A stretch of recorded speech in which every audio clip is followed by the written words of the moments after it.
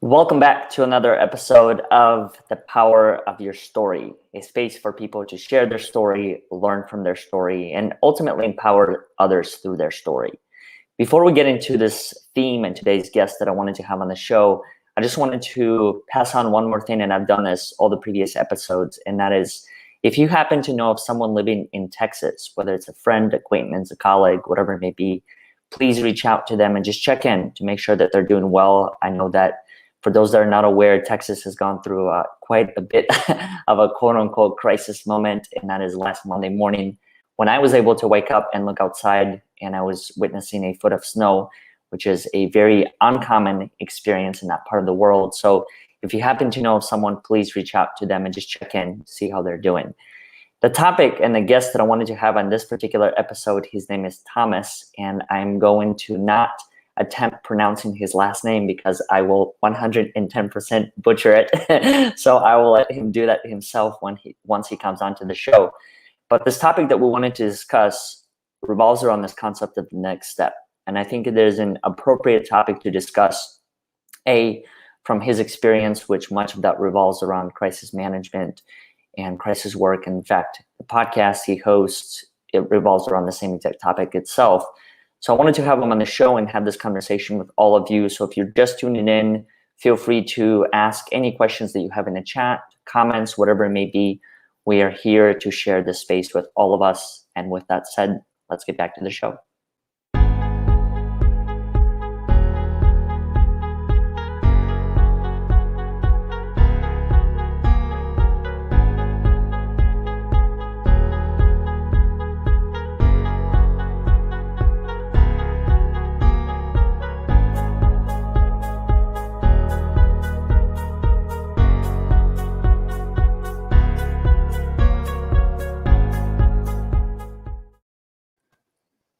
Thomas, long time no see.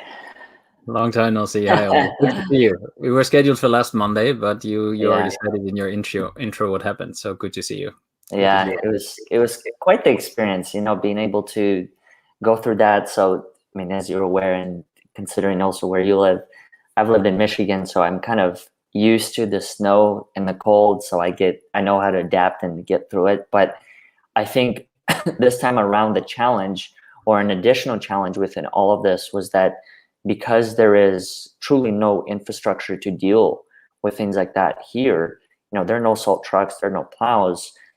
I wasn't able to operate the same way that I used to in Michigan, where in Michigan, you just get in the car and you kind of, move on with the rest of your day, because starting at 1 or 2 a.m. in the morning, the salt trucks are already out there plowing the highways, the main roads, and then they go in like 2 or 3 shift increments throughout the day.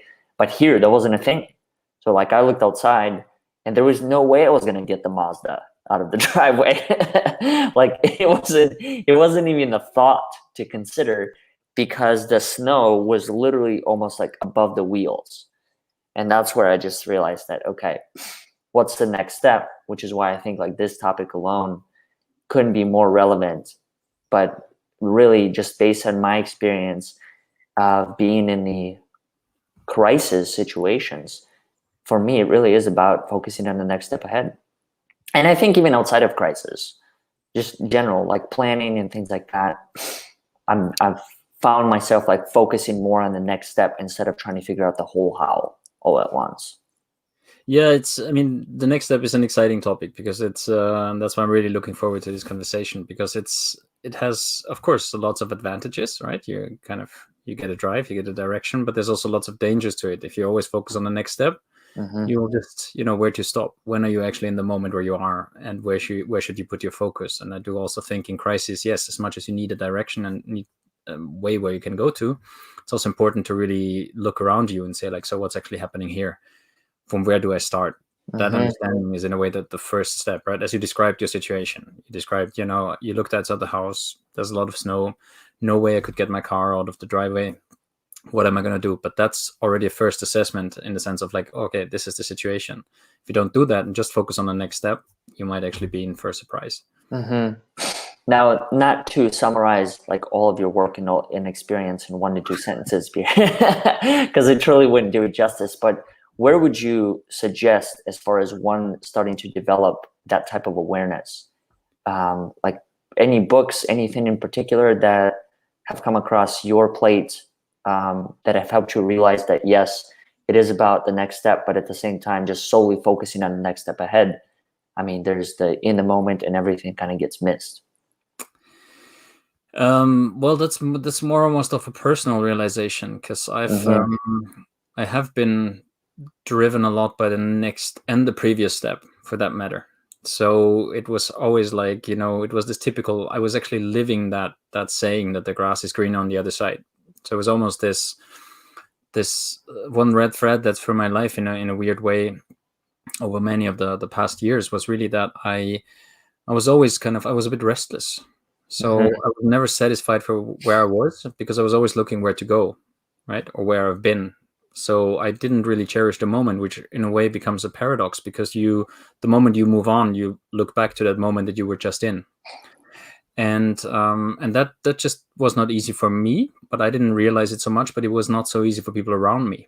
Right. So, and I got actually confronted by this when I started a family, and when that urge still was there. And it's often a lot easier to move on if things are getting challenging, or if things are difficult. Then you're just like, oh yeah, let's just change the context and things will be fine, because it's a lot easier there until it's not. And being confronted with people that are close to you and that actually mirror you, that, why are you not here? Why is your head there? Or why are you actually already trying to drive, to look for the next drive, was kind of a kickstart for a realization process of that. Of course, I mean, we talk about this a lot. I read a lot and so on, but I think really the brutal realization I did myself, and it was a look in the mirror, and it was a look into what I've been reflected by other people about my behavior, about my wishes and my drives, and that's when I realized that maybe the next step isn't always where you should be looking, even though you should be, but you shouldn't always be looking there. So it's a balance, right? I'm the same exact way. I think for however long I viewed life through a similar lens, like always focusing on the next thing, and having, the previous one determine the one that I take after that. And I realized that for however many years, and I'm saying this not as anything to regret. I mean, it just is, or it was the way it was. But like living in the moment was a very challenging thing to do with because everything was built upon the future. And if you kind of think about it, and I don't want to generalize for anyone or make assumptions for other people, but for my life and my experience, much of it revolved around what's the next thing that you have to achieve. And I think that's one of the dangers, at least for me, of achievement in general, is that, and maybe I just haven't found this space the way that it is, but in constantly looking at achievement, the present moment is very rarely there. Because as soon as you get to the next project, it's like, okay, what's the project after that? Or as soon as you achieve a particular milestone, what's the one after that?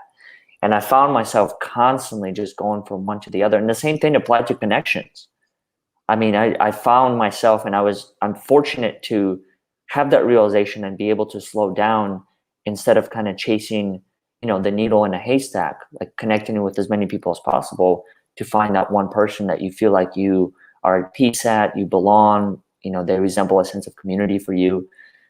But that took many years to get to that point. And I don't know if I can necessarily say it's like any one book or any one person that said like, just do this and you'll be fine. I think it was probably just a combination of all these experiences that just helped me understand that, okay, it is important to focus on the future, but at the same time, it's also important to be here, like in the moment. Because if I'm not here and I'm always focusing on the future, then what does life even look like at that point, right? I can totally relate to that, because it's very similar. I mean, one element of it, as you just said, is the achievements. But what happened for me is, with every achievement, I lost that. The quicker the achievements came, the more I lost the ability to celebrate the successes and appreciate actually that I appreciate them, which is exactly what I had it out for in the first place to achieve. So it became almost like, well, I've just completed a study, so where's the next study? And it was instead of saying like, wow, that's actually a big achievement because you've been working on the side and so on, but it was more like, so what's next, and not appreciating that you actually did it, and that devalued a little bit what I have learned, that valued the achievements that I've had. So that's one element. And the other element that you mentioned is, of course, a very important one, and that I felt extremely strongly because I've been moving around a lot, and I know you have been moving too. And with every move, and the shorter the time periods were that I was in certain places, the more I derooted myself. Right, the one, it's beautiful to discover the world. That's great, and I think everybody should do that if they have the chance to. They don't have to, but for me, it just really added a lot of richness to my life. But at the same time, it made me less comfortable for where I actually have those roots. Right, I realized that I left Austria about almost half my lifetime ago. So it was almost 20 years that I left Austria, which is so I'm approaching the time that I lived longer away from Austria than I actually lived there. Yet it's my home. I'm a citizen there. I still feel very connected to the country, the place, the people, certainly. But it's difficult to say whether I still have the roots there, right? Because it kind of doesn't feel like it. And now I'm in Norway, where I've lived for the past 8 years, and it took me at least 4 or 5, maybe 6 years to accept that this is where we're going to stay. And actually, maybe that's when I started to kind of grow some roots here. But I wouldn't know if that's going to be the place where I say I belong to or not. So I think that's very important. And what I've learned, and we talked about this also, I think the two of us previously, is really that belonging for me is a lot in people as well. It's really the people, the connections that you find. And of course, if you move around a lot, now it's easier maybe to maintain connections. But when I started to move around, it wasn't that easy. There was hardly social media platforms that worked the way they did today. So it was very, very difficult. And I realized that I was actually searching for those deep connections that I had as a child or as a young boy growing up. Those really good friends, childhood friends, they just know me from my whole growing up process. I was trying to replace those connections in other places. And that, of course, isn't possible, but it took me a long time to actually realize that. So there's a couple of elements in that where I really find myself in what you just described. How do you know when you're home? Like, is that a feeling or like a thought? I've asked myself that a lot, and for me, it's more a feeling. It's more really when that restlessness that I described before gets a bit of a break. When I just have the feeling like I don't have to move on. I don't have to kind of look for where we're going to go now. It's okay because time just doesn't matter. This is for me when I don't think about time, when I don't think about what's the next step or what is really going to happen in a short period from now, then I feel at home. It's really this eliminating this time concept from my mind, and that's when I know that I'm here and now, and that's when I know that I actually can really enjoy and be in the moment. Wow. Yeah, I mean, I can say that I'm partially there. I know one of the things that I experienced and try to understand is a similar question, like, how do I know when I'm home? What does that feel like? Because I have transitioned so much throughout life. And even in this past week, I've realized that one of the things that I have a different experience or a more of a challenge around is transitioning, not the transition themselves, but transitioning into a new environment and then having to redevelop that rhythm, that routine again. Like, that takes time, because I mean, there's so many factors to consider, like smells are different, the table is not the same, and all these other things that at home allow me to understand, okay, this is where I operate. So I feel like there's almost like a level of comfort and probably safety that I've developed versus going into a new environment. It's like I'm having to go through the same exact checklist to redevelop that safety, to redevelop that comfort. And so that's why I was really curious from your lens, like, how do you know when you're home, considering that you have lived, in Norway, it's longer now, right? Than you lived in. 8 years that I've been here now, so it's the longest period since I was in Austria that I've lived anywhere. But what I came across that model that's meanwhile anyway very widely known about the culture shock idea, right? How adapting to cultures or other cultures and context works, and it's just really, it starts with this honeymoon phase where everything is exciting and boring, and then you really drop, right? You drop into a depression because things are different, and you hit the first walls, and you kind of it's that step before you then really start accepting and really oozing into it, bit what you described. And I've realized that very often I actually didn't even reach that integration, because when it was difficult, I was just moving on because I could, and that actually robs you of a lot of experience that's valuable. Because I felt when the routine kicked in, when it became, when I became settled, that it maybe became a bit boring. That was kind of the mindset, almost like, oh, maybe it's time to move on, which was anyway a completely misplaced mindset. But I was younger. I was, driven to explore the world, and what I underestimated it, that it became a habit. It became that habit of doing it, not really motivational anymore, but it was just like, this is how I do it. And reversing from that was actually very difficult, because you really you have to let go of the concept. Okay, now it's discomfort what I'm feeling now, but it's good to actually sit in that, because on the other side of it, there's actually something good waiting. And I think that's what I've been working on over the past years, particularly now in Norway. And I wonder if part of that is kind of ingrained in the individual. Like for me, it's the same exact way. I know that whenever I go into a new place and then I come back, that thought of what's next, it's even I want to say it vibrates at even a higher frequency. Like now I will put everything aside and literally focus on what's the next trip, what's the next adventure. And it just reminds me of, I think, all these books that I used to read, or my parents used to read to me when I was younger, and there are all these different types of characters, but there's always that one character who's always looking for an adventure. And I feel like I'm that kid. I'm still that kid that's always looking for a new adventure. In fact, I remember this was probably half a year. No, it was way longer than that, because coronavirus was at least a year long period. So like a year and a half, maybe 2 years ago, I remember I was having a conversation with a friend of mine, during which he had said that you have created this. Now it is your responsibility to learn to maintain it. And I realized that in that sentence alone, two were very different things, requiring very different skill set. And I know that the creation part is naturally what drives me. Like I love to just sit behind and create, without an agenda, with a goal in mind. So I guess there is an agenda to a degree, but like I love to just create for the sake of creating, because I love to experience that newness component. I want to experience, like, well, what could it be, or what could happen? But you're spot on. I think there's a danger within that as well, because in operating from that mindset, once I come back from a trip, the question is, what's next? Where do you want to visit next? And then after that, it's like, where do you want to go after that? So I think the placement component, it's almost like it becomes out of place because it's constantly transitioning. Yeah. And what I felt for myself was that I tried to recreate experiences, right? Or feelings that I've had. So, as that moment, you come to a new country and it's super exciting, and you smell it for the first time. And I'm a very like, I work with smells and looks and everything.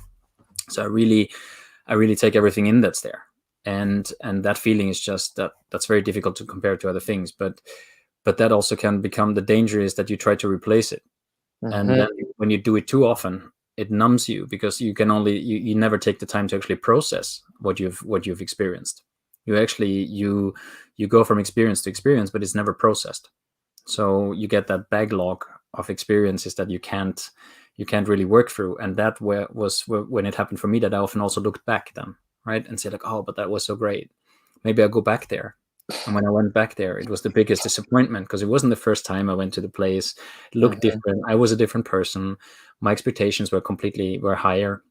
So I think there was a lot of things connected to that. But on the bright side, what you've just said, the creation and what also drives you to the next steps, that's in its core, I think, a very positive thing, because you are willing to explore, you are willing to do things. And I found that always for myself a very positive thing. But what I've learned is that I need to know, or I need to get better at understanding from which place I start exploring, from which place do I actually do that next step. So to really understand where I'm coming from and where I am now. And that will help me actually to categorize that, to process what I'm experiencing it, without necessarily having to compare it to other experiences, but just adding it on to almost like a mosaic piece. So yeah. And I think that concept of open-mindedness, or having an open mind, that's where I think really comes into play. because I've done the same thing. And in fact, I do the same exact thing when it comes to many of the situations. I'll go revisit the same place.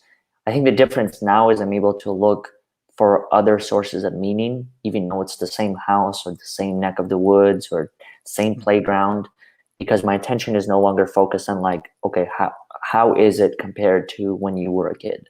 Or how is it compared to the last time you were there? I also wonder, I'm by no means, I don't really have any experience in this, rather just the curiosity to explore it. But I wonder, in having to constantly compare to the times where you might have been at this particular place throughout your life before, do you think in a way that creates the concept of false memories? Because like the new one, is it the new one that it sounds like it's the new one that will replace the other ones? That's not how I would experience it, but I would think that you focus on the extreme positive elements of it, of that previous memory. So you're blinding everything else out. So the perfect example is my friends back home, right? My childhood friends, who really are still my dearest friends. But technically, since I haven't lived home for so much, I don't see them so often anymore, right? And what I live is actually a lot in those memories that I have from the time when we were together. And since then, there was not so many. There were memories, but there were not so many, and not the amount of memories that we built up together, because we've all our different lives. We're partly in different places, and I just held that so high that became the standard of everybody else who wanted to become my friend. And that's not fair. That's not fair to them. It's not fair to me, because what I did was I compared everybody who came in with that feeling that I had with people who grew up with me. But simultaneously, I understood also that through my moving around, from my not being there, that I wouldn't say the gap got bigger, but of course we have also made experience that are separate experiences. So that memories is partly false, and it's not false necessarily, but it's colored. It's colored by longing for that feeling that I had back then, and in a paradox that blocked me from getting the feeling now. And that's how I experienced this. Do you find yourself hanging on to, like that you mentioned, the people that you were friends with from, I don't know, as early as middle school, high school, maybe even more? Or if those relationships kind of dissolve or evolve into something else, do you find yourself like letting go more? I think evolving is probably the best expression, because of course it's up to us to maintain them or not. And I do think if you're not maintaining a relationship for different reasons, right? It's partly subconsciously, maybe you don't want to, or lives have moved in a different direction. But since I know these people so well, even if I have more contact with some than others, I know that when I meet them, we have such a strong foundation that will always be there to have something to discuss, to have that initial safety that will always be there, even though it might be a bit uncomfortable in the beginning. But I know that's there. We have this foundation. And so I think it evolves in something. And I think if you look at it as, whether maintaining a relationship or not, I think that's in a way always ultimately up to us. Because I don't believe in saying like, oh, that just faded out, that relationship. No, if it meant something to me, or if it was important to me, or the other person for that matter, of course, then you invest in it, you do something about it. But you also forgive when there's time periods when you're not able to be so close and so regularly in contact. And I experienced this a lot, because I and in that sense I was often in the situations, but also partly driven. I actually lost some friends because of that, because I wasn't responding as quickly as they wanted to, or I wasn't there all the time, and I just showed up at some times, and that, for some people, that doesn't work, and that was difficult for me to take. And of course I said I could have done it differently, but then I would have also neglected other things. So those relationships just they kind of moved apart a bit and evolved into something else, and some of them they faded out. I'm the same, I think, similar way. One of the things that stood out to me, and I mean, you and I know this through our connection that we've had for probably longer than a year. Yeah, it's been more than a year now. A year, yeah. Before Corona. Yeah. Like frequency is important to me, and I actually took that on as a personal responsibility to just establish that sense of frequency, because I realized that throughout my life, when I didn't have that frequency, many of the friendships evolved or faded out much quicker, because then it was more so reliant, at least my experience was, on I'll call you later, or we'll catch up later. Well, the problem with the challenge of later is that there's no definite timestamp. There's no timeline. I mean, later could literally be later for the rest of your life. And I realized that in operating from that was one of the reasons why many of the friendships that I've had did not sustain, because I was counting on that later concept without saying, hey, let's catch up next Monday or next Tuesday or Wednesday. And so I think it just put it too much to chance for it to happen without actually making a decision and making a commitment, saying like, okay, this is when we're going to, not necessarily where we're going to do it, but more so this is a time. And then that way it's always in the back of my mind that, oh, okay, Thomas and I are meeting every, Thursday or Monday of the week. And so I make sure that everything I plan around it also includes that time. But the later part, it's like, how do you plan around that? No, and I really agree with you, because this is also something that I learned with experience and age. Mm-hmm. That is really this changing perspectives, because what I completely neglected in those, I call you later, or and later became then a day, a week, a month, whatever. But there's always somebody else sitting that might expect it, that might actually be waiting for that call. And since I said I'm going to call later, they might not take the initiative, or they took it again and they were disappointed again. And you only do that so often, because it's always in itself a rejection. So, well, there's sometimes legitimate reasons. Sometimes it's just simply neglect of the relationship, and that took me a while. That took me really, quite some maturing before I understood that, why they actually withdrew from my life and why they said they couldn't stay there, and I understood that. But in some context where I was too absorbed by the context, by the work, by the crisis work, and I'm a person that goes in 150%. So I was very absorbed by that. So my capacity wasn't there, because also I personally think, reflecting on it, that I do not think I had anything to contribute to that relationship from my side, because I didn't have any capacity, and certainly I wasn't ready to take anything in. And I think the effect would have been the same, but maybe arguably, just not as fading out, but maybe more confrontational. Mm-hmm. Mm-hmm. What is though, however, interesting is that, well, relationships are different now than they used to be. And I often talk, and it starts to fade actually now, because I'm one of these people who lived half my life without social media and internet, and half my life with, right? So this generation. And we used to meet up before without having smartphones or cell phones, for that matter. And there we were way more reliable on commitments, appointments. And, you would not bail out in the last moment and say, oh, you know what, doesn't work now, I call you later. That has become way more common, I think. And that has also affected the relationships, I think. And I do not necessarily experience this as a positive thing, even though I'm also I'm prone to that, of course. But back then, you would meet, you agree in town, I don't know, in the evening, you go for a drink or dinner or anything. And if you wouldn't show up, that other person would just stand there and had no option to reach you, So you would make it happen.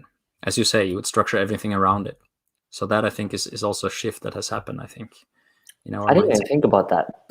But that's very true, because I remember even when I was younger, I mean, we had, I guess you could say, somewhat early version of a phone. I remember I was using a track phone. I don't know if you've experienced this, but it's this little device that you have to buy minutes for every time. So there was no such thing as unlimited data.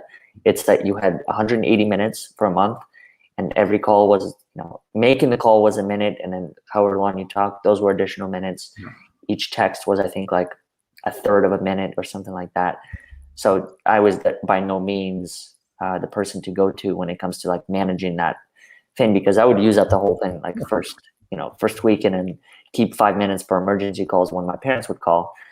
And then sometimes I would get busted because they would call me and I would say like, this phone is no longer activated because it ran out of minutes.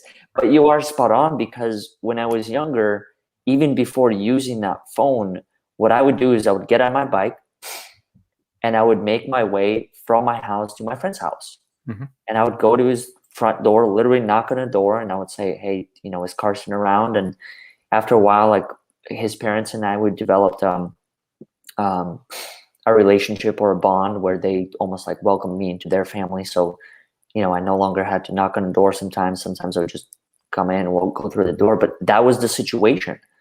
It's like you said you were going to come, and there was no other form of communication in between. No, exactly. Like you get on the bike, and I mean, for me, it was a pretty long bike ride, as well as for him, because he used to do the same thing, like 7 to 8 miles. Yeah, that's a long one. Wow. And like Sure. coming there, and then I think the feelings of disappointment and everything, they were real. So I completely agree with you. I think the commitment level was significantly higher than it is now. But it's also interesting because now there's all this access to technology, and a quick text can literally change the course of a day. Literally saying, hey, I can't do this, or I can't meet. I mean, for me or for you, it takes 10 to 15 seconds. When the reality of the matter is like that trip alone sometimes is like an hour drive. Or like, what if you're going to a different country, and saying, hey, I'm going to meet you in Spain or France, and the other person doesn't show up. So I completely see how like a friendship could really take a hit from something like that. And I want to add another layer to it, because what also I've tried to be very conscious about it now, is that I was never a big fan of phones, right? Talking on the phone, because I was always this like in person. But before there was mediums like this one where you could actually see each other, it was the phone. But the moment text messages came into the picture, it was a very quick shift to written communication. And that is, of course, a very different form of communication, right? It's for those who have a distance relationship, they might know that how I would say I became an expert on reading texts, in emotions in text, because it's small things you try to put your hook on, but we're talking way less than we used to. That's at least my perception, and we're way quicker to send a text, right? Because I could technically, if I can't make our meeting, right, on a Thursday, I could also give you a quick call and say like, Oleg, hi, how are you doing? Sorry, I can't make it today, but we can talk 3 minutes, and we have had more interaction than we would ever had for a text. So maybe that's a commitment I make now. If I can't reach you if I can't make our conversations, then I'll call you instead of sending you a text, because I think that's just at least gives 2, 3, 4 minutes of conversation. And you can actually check in on the other person, as you said in the beginning. That's often enough, right? Checking in, how are you? And you've still had probably more contact than you would have through just a text message. I've become very conscious about that. That's maybe. And I think also part of the communication, at least for me, what makes it difficult sometimes is, especially when it comes to texting, much of the texting and much of the reading of the emotions or whatever is being communicated through it is dependent on me and my recollection of the person based on the last time that I saw them. So if I haven't seen them for a year and their sense of humor has changed or evolved, and they're saying something that's a joke to them, but to me it's something serious, and that happens all the time. And I find myself in those situations where now we're having to explain to each other, okay, why was that funny? Why did I take offense to that? Like all these, it's almost like unnecessary form of communication. But at the same time, I don't know what other way to solve it besides what you just described, picking up the phone or having a face-to-face, even if it's through Zoom, where if it's solely dependent on the text portion of it, it's all based on my memory. Because what's also with that is, I don't know if you're aware of how long it takes you to write a text. Oh yeah. Yeah, So, because sitting there and actually like forming the thoughts, and then you got to take the other person into account. Okay, how are they going to receive this? Is this funny? It's funny to me, but it may not be funny to them. And then depending on also where they're at, like they might be going through some crisis or challenging circumstance of their own, and then taking that in. I think there's just so many variables to take into account, where sometimes, I kid you not, I just erase the whole text and I just call. And if you had done it 2-3 minutes earlier, it's you would have had even more conversation, and that's often the case. And the same applies for fixing appointments. I laugh sometimes when I see it, because I'm doing it myself. You fix appointments with 15 texts back and forth, but if you just pick up the phone and say like, okay, we meet there and then at this time, okay, yes, okay, you would have saved a lot more time. It's quite interesting. Yeah, I stopped doing that. No, I've lived through that chapter of my life, and I feel like I've learned the necessary lessons out of it. where going back in the email saying, can you do 2 p.m.? No, I can't do, I can do 2:15. And it's just like a never ending thread. So I'm grateful that services like Calendly and some of these others where here's my availability and it's your choice from here, whatever works for you. And but I even find the same exact thing because not everyone uses that. Some of the people that I meet with, they're still paper calendar oriented. And so whatever the time that we confirm through the Calendly, it's irrelevant because it doesn't go into their database. They don't have a database for it. Their database is a notepad.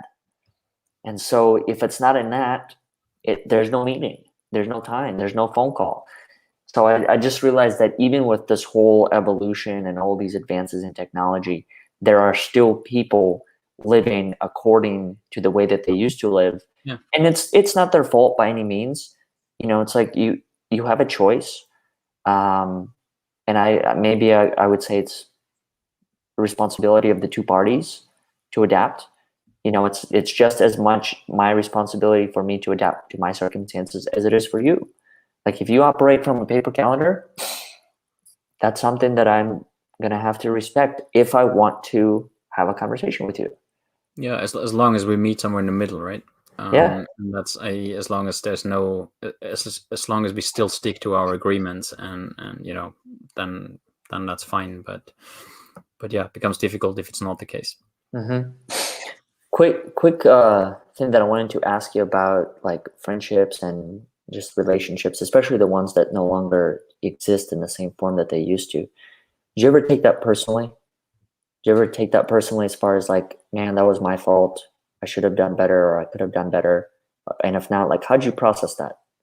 Yeah, I did take that personal in the beginning, but I do think that was as much the other party taking it personally too. Maybe that's even how it started, because often it was really related to me not giving them as much attention as I probably should have in that friendship.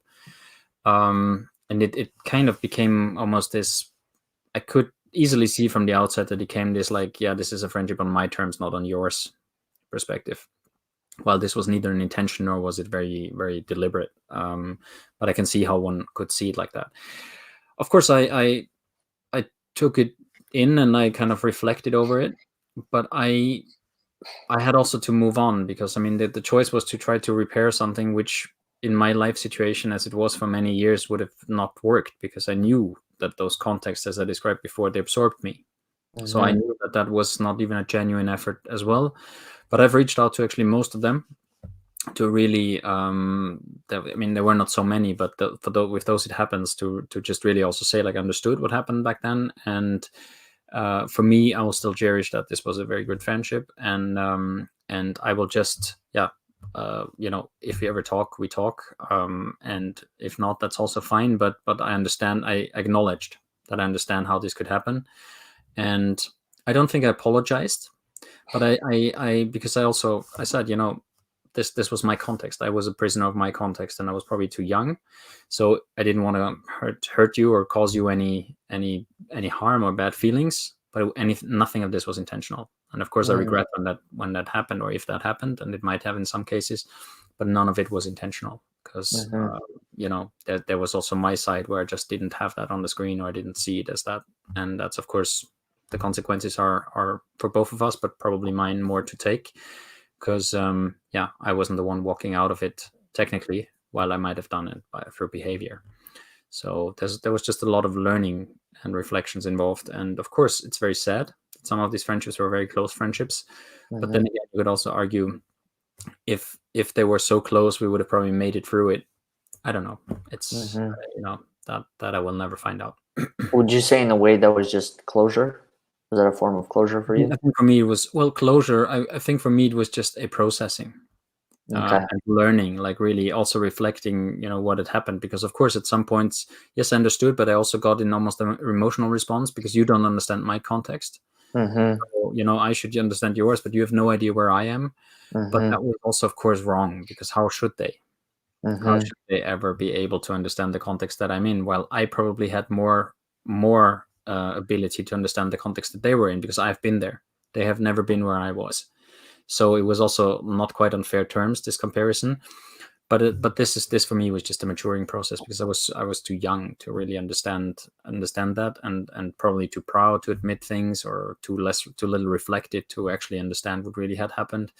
And I was kind of, I went in a very much in a blocking position, and said like, yeah, this is how it is. Later on I worked through that, but later on time had passed, so that's why it was important for me to kind of at least acknowledge what has happened, and say like, yeah, this, I understand now what happened, and this is really regrettable, and I didn't mean any harm. So And I think to a degree, I guess the other question that I kind of personally choose to reflect upon is, to what degree can I fully understand someone? Because much of that also depends on where I'm at and how I'm going to receive and accept and process much of that information. I mean, it's like there are people in my life that I know for a fact. In fact, one of them, I even wrote a note to myself prior to this conversation. I don't know if this conversation triggered it or not. Maybe the topic did, who knows? But it's to reach out to her and explain, not explain, but more so just communicate what you just described. And I think for me, I'm choosing to look at that, A, as a time to reflect, and then B, also to, I guess you could say, find a form of closure. Not closure in the sense of like completing the relationship, like having this be the end point to it all, but more so just acknowledging that this is what took place. This is how I understand it now. Because I also found that for me, there's a time frame for developing that language and the courage to express some of that. For me, it doesn't always happen like, the next hour or the next minute after the event takes place. Sometimes it takes months.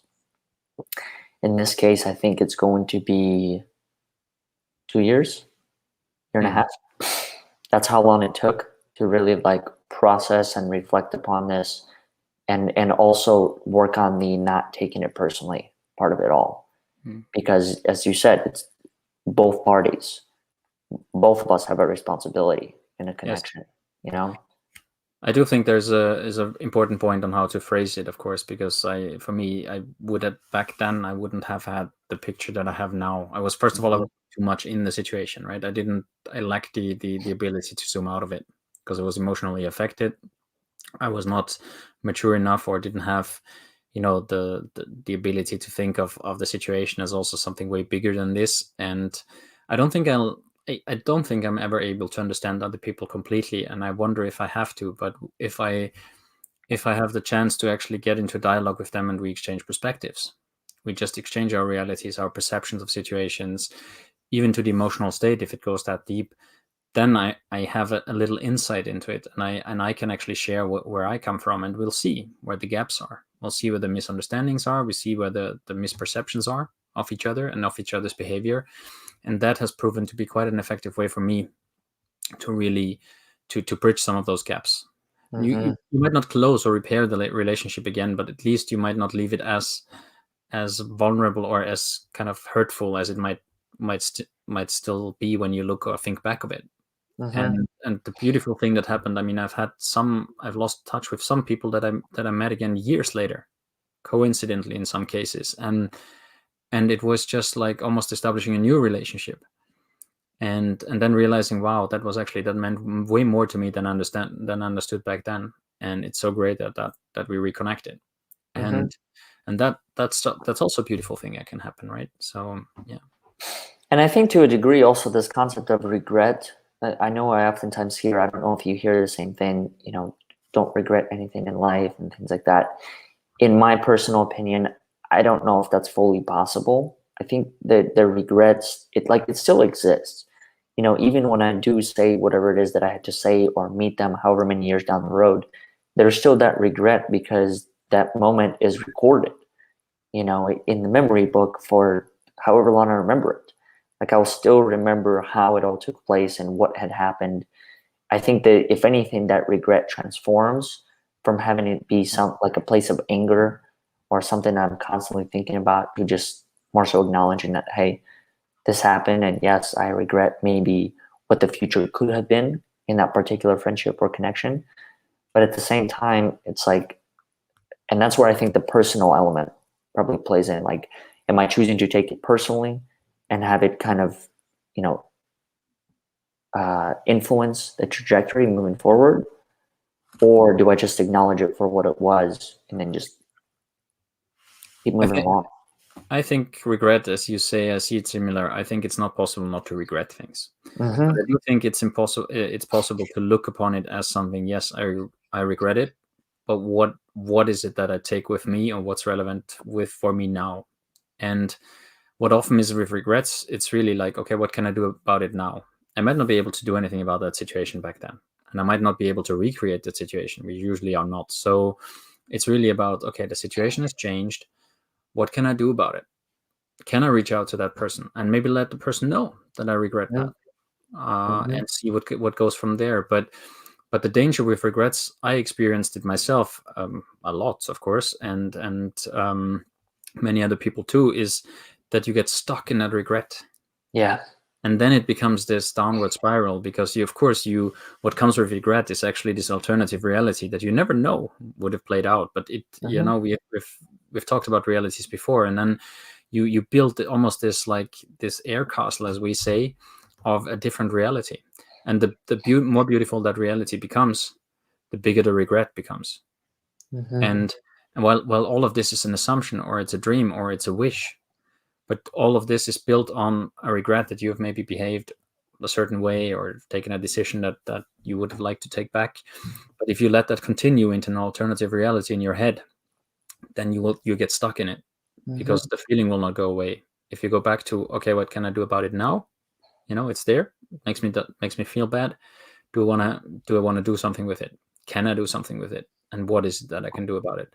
Then you are able to let, I wouldn't say you maybe let go of regrets, but you transform them, as you said. I think that's a very nice way of putting it. Mm-hmm.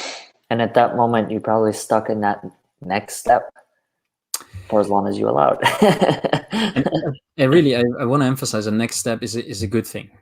Mm-hmm. But again, it's important to understand, for me, where you come from, Mm-hmm. and where you take that step from, because it's if you don't do that, you basically just jump from next step to next step. So there's Mm-hmm. never a break in between where you actually say, like, now I've landed, the step is completed, I'm happy about it, it's great, and I'm confident that I can move on to the next step. And I don't think we realize that we have constantly next steps going on, whether Mm-hmm. it's a new project, or whether it's a new book, or a new TV series, or getting fit, or New Year's resolution. These are all next steps. And that also can create this overwhelming scope of next steps that we have to complete, because in sometimes they're not only next steps, but they're also really, we they're goals for us, right? We make them goals, and we want to achieve them. And that always is, for me, related to a certain, well, could be a motivation, but it's also a bit of a pressure. So if you don't achieve it, you technically failed. So Mm-hmm. it's all mindsets, but there is people who look at it that way, and I have looked upon it that way. If I didn't manage something, it was like, oh, I failed. No, I didn't. There were reasons why I didn't, and let me find out why I didn't manage it. Was it even a goal that I wanted to pursue, or was it something that you should pursue? Because that's also a difference, right? Was there my motivation for it, or was I motivated because everybody else did it? And those are very different elements to it. So the next step is in many ways, has so many facets to it, has so many layers and levels and forms and shapes, that there is, for me, no, not the one next step, right? So yeah. I probably have asked you this before during the numerous conversations that we've had, but how do you view failure? Yeah, failure is a mindset thing for me. I try to avoid talking about it as failure. I try Mm-hmm. to look upon it as something that you've tried and that didn't work out. And then you can look into two ways: either what is it that led to that it didn't work out, and what within it was my responsibility and my scope of influence. And the other element was the aim, the achievement, what I wanted to do, actually, what I really wanted to do, or what I should have done. And I think we talked initially about crisis, and my field of work. That's highly relevant, because in crisis management, you will take constantly decisions where you don't know. It's dilemma decisions, and technically nothing's right what you decide, which in return, and I've said this before, makes everything right. Mm-hmm. It's just the way you look upon it. If everything's Mm-hmm. wrong, technically everything's right too, because one thing can't be wronger than the other. It's just you have to make a decision what feels better for you. And often in crisis situations, you try something and it doesn't work out and the situation doesn't change. But looking upon that as a failure is very dangerous, because you measure the result of something you couldn't have known before. So for me, this is a very important reframing that I do in my head. It's not a failure. It's something that didn't work out. I'll learn from it and then move on. That's really interesting. Yeah, I think for me, I'd probably subscribe to a similar mindset. It's more so just opportunity to learn, to look at the experiences and ask myself, well, yes, it didn't work out according to an expectation or a set of assumptions that I had, but what can I learn from it? And I will also add on to the whole growth mindset, learning mindset, whichever way you want to label it. But for me, one of the reasons why I was able to shift the perspective around many of the circumstances that I've been through in my life is through that ability, looking at it as a learning opportunity. Like, yes, this happened, but what did it teach me? Or what did it help me see differently? And there's some things that don't, I will also say that, like, there's some situations in my life where the answer to that question did not appear immediately. Some things don't have an answer. Some things just have an answer, whatever answer you choose to accept. I certainly can't find the ultimate reason, like, why did my birth mom choose to do what she chose to do? There's no way of knowing. And now there's actually no way of knowing, because there's no opportunity for me to ask her that question. So I think to a degree, there's that component of, yes, reframing and trying to look at it through a learning opportunity, but also understanding, like, some things don't have a clear-cut answer. Some things don't have an answer, period. It's the same exact thing. It's like, how do you choose to respond to your circumstances? Whether you're living in Texas or other parts of the world. And it's like, and you pointed this out many times throughout all of our other conversations. It's like, yes, there's a choice. You can either go this way or that way, but then there's also the thing where you don't have to choose. Having the ability not to choose is also a choice. And I think the same thing is probably relevant to failure, Whatever you do is a choice for me. Yeah. So even if you're not doing anything, and we've talked about this previously, but also this concept of failure for me is similar to what we've just discussed with regret. Because if you get too stuck on failure, and often it's actually not the achieving the lack of achievement of a result.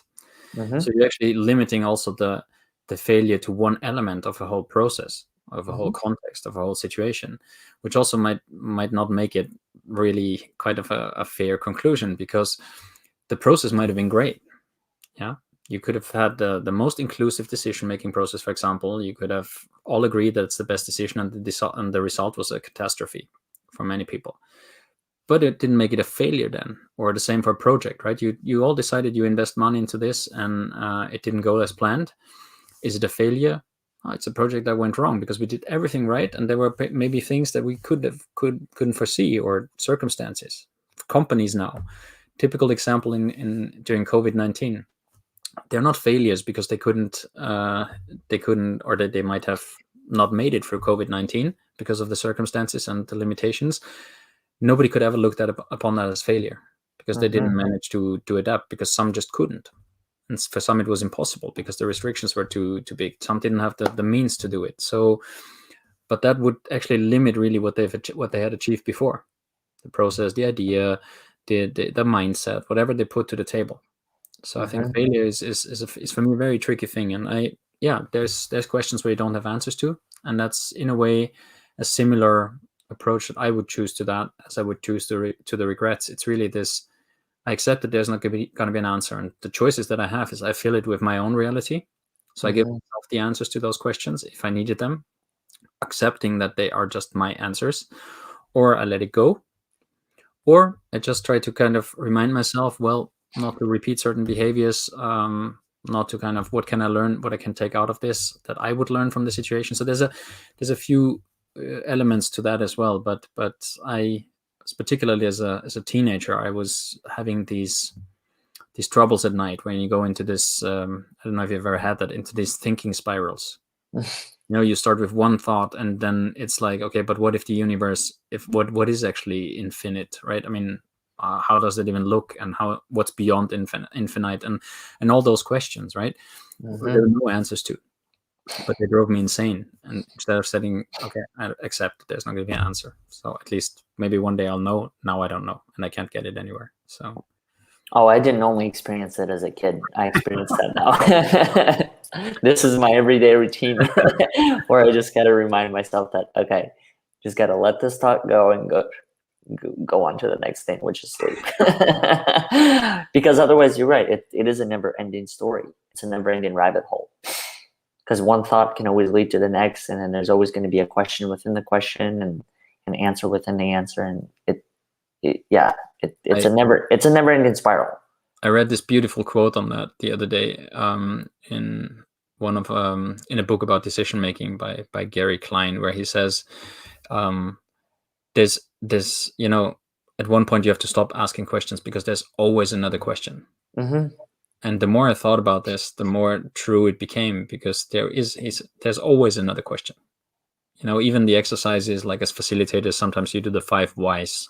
Say like, okay, after 5 steps, you're so deep in the subject that it matters, but you can continue. There's always another question. I found that a very good quote, in the sense of, sometimes we have to also understand when it's enough. Do we really want to know this answer? Do we need these answers? What actually matters? Do they matter to us?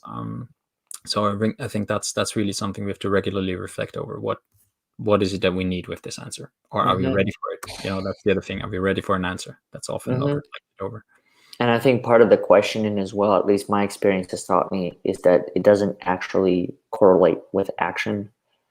I mean, there were years where I would just ask the question of like, or how would this work out? And I would do all this planning and everything. And then I just realized that it's like, there's a point where it's not worth asking more questions, because it doesn't actually help me get into action. It doesn't help me get into the experience in understanding, like, okay, what does this question actually carry? What does it actually mean? What's the purpose of it? And unless I live it, I could spend here probably the rest of my life just asking questions and planning and doing things without actually getting the experience. And I mean, at the end of the day, it's like, who knows what the ultimate thing is? I don't believe there is one when it comes to life. I mean, is it experience, or is it asking questions? Maybe I think like it's more so whichever one you choose, In let's say a rather wide fetched or far-fetched comparison. I mean, the next question is always a bit like the next step, right? So eventually you will have to know when you should actually stick to the answer you have, and you can always ask that question later on. But if you ask it immediately, you might not even be able to process the answers you've already had. So. I want to give people a chance, those that are tuned in, to connect with you further in the work that you do. So I know that Crisis Compass is one of the things that you started. The Crisis Compass is. Can you share a little about? Is it crisiscompass.com? I'll type it up here. It's thecrisiscompass.com, and what we do is we simply, a bit of what I've told now, but also on other occasions, is we try to look upon crisis management a bit differently. We're focusing on really using it as a means for innovative solutions, to take confident decisions, to really look upon the crisis practically as an opportunity, and support companies, businesses, individuals in ways through it, through different methods and so on. So we're focusing not so much on the context, on the rather opposite. We're focusing on to help people to understand what's their scope of influence, and based on that, get through the crisis. Outside of that, how can people connect with you? Well, I'm always I'm always open to connection. I really like meeting up with people and having conversations like we have. And LinkedIn, of course, I'm there. Please reach out. I'd be happy. I'm also on Twitter, Medium. I write here and there, so you can please just feel free to connect or drop me. What do you focus on Medium? Different things. I write a little bit about crisis and parenting, inspired by our. I share a bit by my stories, but also my perspectives on cross-sectorial, learnings from different sectors. So how you can transfer certain elements from one sector into, let's say, crisis management, for example. So That's awesome. Well, I mean, I'm I'm always grateful when we're able to connect, because we start with one thing and it just goes completely not even completely other direction. I think it goes the direction that it's meant to go in, and it somehow always comes full circle, even to the whole topic or the original question. So I'm just grateful for the fact that our paths have crossed, and just the continued, friendship that we've been able to develop. Got a little visitor. So, yeah. Det är mitt köttet. Kan du vänta ett ögonblick, Andreas? Jag är snart färdig. Oh, that was a life going into the show. But yeah, I also appreciate the invitations. I appreciate our chats, and I'm really glad that we connected, because, as you say, it just takes us from one topic to the next, and it just feels like this natural exchange. So every single time, really enriching.